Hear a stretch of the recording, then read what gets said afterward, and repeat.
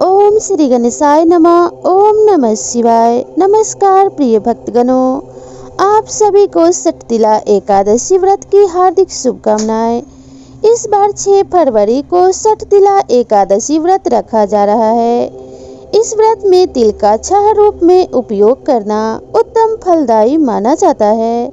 धार्मिक मान्यताओं के अनुसार सटतिला एकादशी के दिन तिल का दान करने से स्वर्ग की प्राप्ति होती है। शास्त्रों में इस व्रत को करने के कुछ विशेष नियम बताए गए हैं, जैसे कि सटतिला एकादशी व्रत के दिन एक दिन पहले से मांसाहार और तामसिक भोजन का त्याग कर देना चाहिए।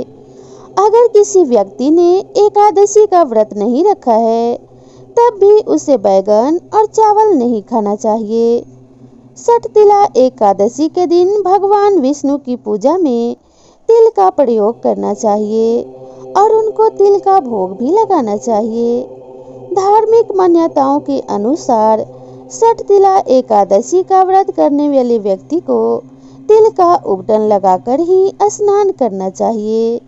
साथ ही इस दिन पानी में तिल डालकर भी स्नान अवश्य करना चाहिए। जो व्रत रखते हैं उनको फलाहार में तिल से बने खाद्य पदार्थ एवं तिल मिला हुआ जल ग्रहण करना चाहिए। सटतिला एकादशी के दिन तिल का हवन और तिल का दान करने का विधान है। इस दिन पूजा के समय एकादशी व्रत के कथा का श्रवण जरूर करना चाहिए। व्रत का श्रवण करने से इसका महत्व पता चलता है और व्रत का पुण्य फल प्राप्त होता है। तो चलिए प्रेम पूर्वक सटतिला एकादशी के व्रत की कथा का श्रवण करते हैं। कथा को शुरू करने से पहले बोलिए गौरी पुत्र गणेश भगवान की जय। एक समय की बात है, दालभ्य ऋषि ने पुलत्स्य ऋषि से पूछा कि हे महाराज, पृथ्वी लोक में मनुष्य ब्रह्म हत्या आदि महान पाप करते हैं। पराये धन की चोरी तथा दूसरे की उन्नति देखकर ईर्ष्या भी करते हैं। साथ ही अनेक प्रकार के व्यसनों में फंसे रहते हैं, फिर भी उनको नरक प्राप्त नहीं होता। इसका कारण क्या है?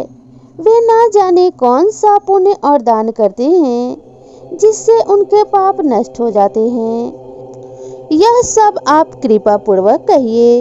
पुलत्स्य मुनि कहने लगे, हे महाभाग, आपने मुझसे अत्यंत गंभीर प्रश्न पूछा है। इससे संसार के जीवों का अत्यंत लाभ होगा। इस भेद को ब्रह्मा विष्णु तथा रुद्र इंद्र आदि भी नहीं जानते, परंतु मैं आपको यह गुप्त तत्व अवश्य बताऊंगा।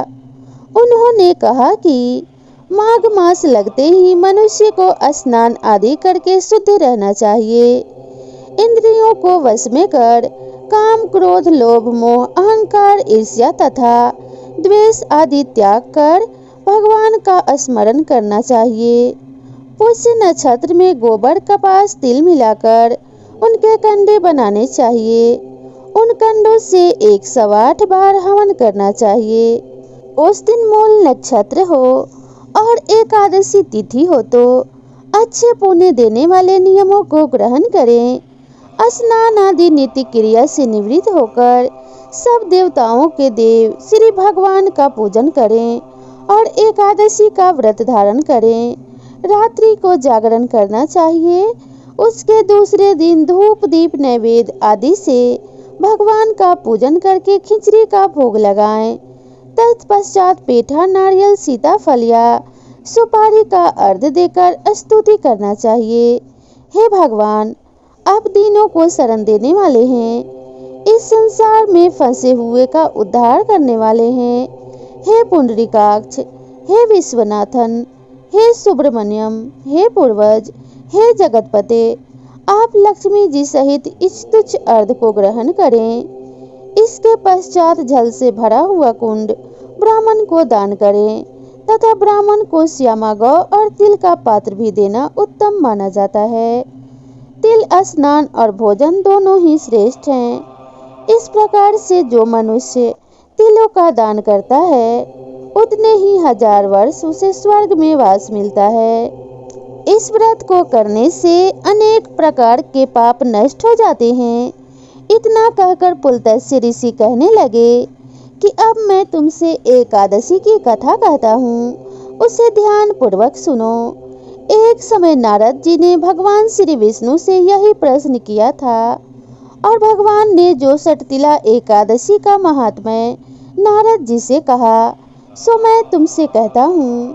भगवान ने नारद जी से कहा कि हे नारद, मैं तुमसे एक सत्य घटना कहता हूँ, ध्यान पूर्वक सुनो।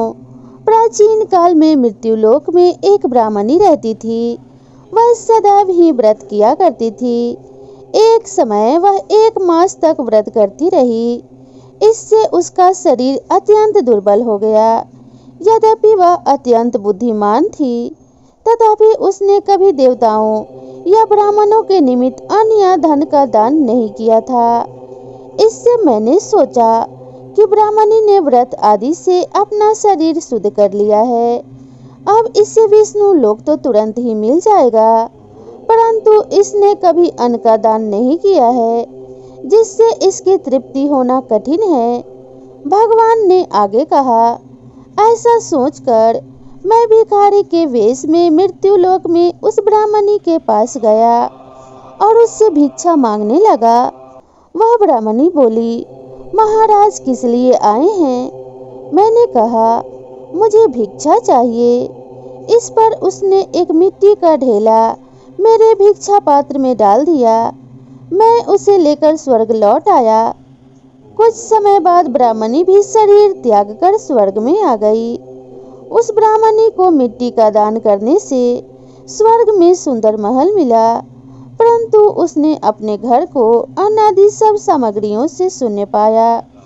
घबराकर वह मेरे पास आई और कहने लगी, भगवान, मैंने अनेक व्रत आदि से आपकी पूजा की, परंतु फिर भी मेरा घर अनादि सब वस्तुओं से शून्य है। इसका कारण क्या है? इस पर मैंने कहा, पहले तुम अपने घर जाओ, देव स्त्रियां आएंगी तुम्हें देखने के लिए। पहले उनसे सटतिला एकादशी का पुण्य और विधि सुन लो, तब द्वार खोलना। मेरे ऐसे वचन सुनकर वह अपने घर गई। जब देव स्त्रियां आई और द्वार खोलने को कहा तो ब्राह्मणी बोली, आप मुझे देखने आई हैं तो सटतिला एकादशी का महात्म्य मुझसे कहो। उनमें से एक देव स्त्री कहने लगी कि मैं कहती हूँ, ध्यान पूर्वक सुनो। जब ब्राह्मणी ने सटतिला एकादशी का महात्म्य सुना तब द्वार खोल दिया। देवांगनाओं ने उसको देखा कि वह न तो गंधर्वी है और न आसुरी है, वरन पहले जैसी मानुषी है। उस ब्राह्मणी ने उनके कथन अनुसार सटतिला एकादशी का व्रत किया। इसके प्रभाव से वह सुंदर और रूपवती हो गई तथा उसका घर अन्न आदि समस्त सामग्रियों से युक्त हो गया। अतः मनुष्यों को मूर्खता का त्याग कर सटतिला एकादशी का व्रत और लोभ न करके तिल आदि का दान करना चाहिए। इससे दुर्भाग्य, दरिद्रता तथा अनेक प्रकार के कष्ट दूर हो जाते हैं और मोक्ष की प्राप्ति होती है। जो भी मनुष्य धरती लोक पे इस व्रत को विधि विधान से करते हैं, उनके जीवन से सारे दुख एवं कष्ट मिट जाते हैं। इस व्रत को करने वाला मनुष्य जब तक जीवित रहता है, उसे कभी दरिद्रता का सामना नहीं करना पड़ता। वे सभी प्रकार के सुखों को आनंद पूर्वक भोगता है और मरने के उपरांत उसे स्वर्ग लोक में स्थान प्राप्त होता है और उसे स्वतः ही मोक्ष की प्राप्ति हो जाती है। इसलिए सभी मनुष्यों को इस व्रत को विधि विधान से अवश्य ही करना चाहिए, जिससे उन्हें कभी भी दुखों का सामना न करना पड़े तथा स्वर्ग में स्थान प्राप्त हो। इस व्रत को करने वाला मनुष्य जीवन में कभी कष्ट नहीं भोगता और न ही उसे किसी प्रकार का दुख सताता है। अगर आप किसी कारणवश एकादशी का व्रत नहीं रख पाए हैं, तो भी आपको माता लक्ष्मी और भगवान विष्णु का मन ही मन ध्यान करना चाहिए तथा बैगन और चावल का सेवन भूलकर भी नहीं करना चाहिए, क्योंकि कहा जाता है कि एकादशी के दिन चावल खाने वाले मनुष्य से माता लक्ष्मी तथा भगवान विष्णु रुष्ट हो जाते हैं और उन्हें अनेक प्रकार के कष्टों का सामना करना पड़ता है। तो आप सभी के जीवन में सुख समृद्धि का वास हो और कोई भी कष्ट ना आए। माता लक्ष्मी आपके जीवन में धन वैभव की बारिश करें और अन्न धन से आपके भंडार भरे रहें। इसी कामना के साथ आपसे विदा लेते हैं। मिलते हैं नई वीडियो में नई जानकारी और नए कथा कहानी के साथ। तब तक के लिए राधे राधे।